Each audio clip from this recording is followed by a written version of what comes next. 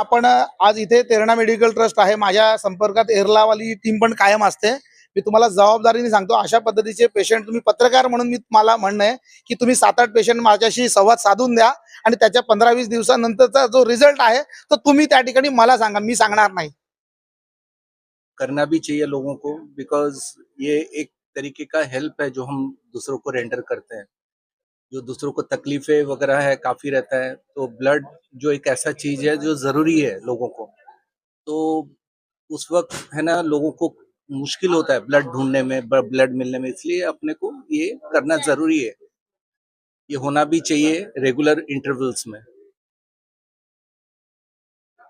मैं बहुत शुक्रमंद हूँ कि ये आप लोगों ने ये अरेंज किया है, और राजेश केनी सर का भी बहुत आभारी हूँ कि उन्होंने अरेंज किया, और ये मतलब एक तरीके का एक अच्छा मार्गदर्शक है लोगों के लिए। धन्यवाद। प्रथमतः तर आमच्या जाणीव फाउंडेशनला आज जवळपास 6 वर्ष पूर्ण झालेले आहेत. या 6 वर्षाच्या कालावधीमध्ये आम्ही प्रत्येक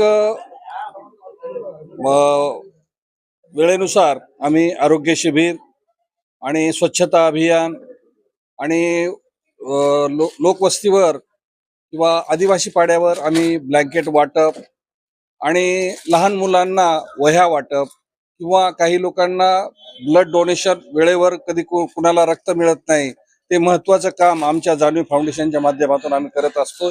आणि सदोदित हे कार्य करताना एक आम्हाला एक वेगळी एक जाणीव या शब्दामध्ये सर्व एक सामावलेला विषय आहे. त्याच्यामुळे प्रत्येक गोष्टीला, आणि आजचा जो कॅम्प आहे आज तुम्ही बघताय की खूप चांगल्या प्रकारे प्रतिसाद आहे. जवळपास आतापर्यंत 8 ते 9 रक्तदाते रक्तदान करून गेलेले आहेत.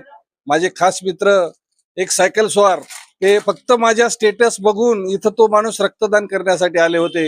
याच्याहून आपल्याला कळते की या जाणीव फाउंडेशनची ख्याती आपल्या या नवीन पनवेल एरियामध्ये खूप चांगल्या पद्धतीने, आणि एक आमचे मुख्य मूळ वैशिष्ट्य असं आहे की आम्ही या आमच्या फाउंडेशनच्या माध्यमामध्ये कोणतंही राजकारण येऊ देत नाहीत.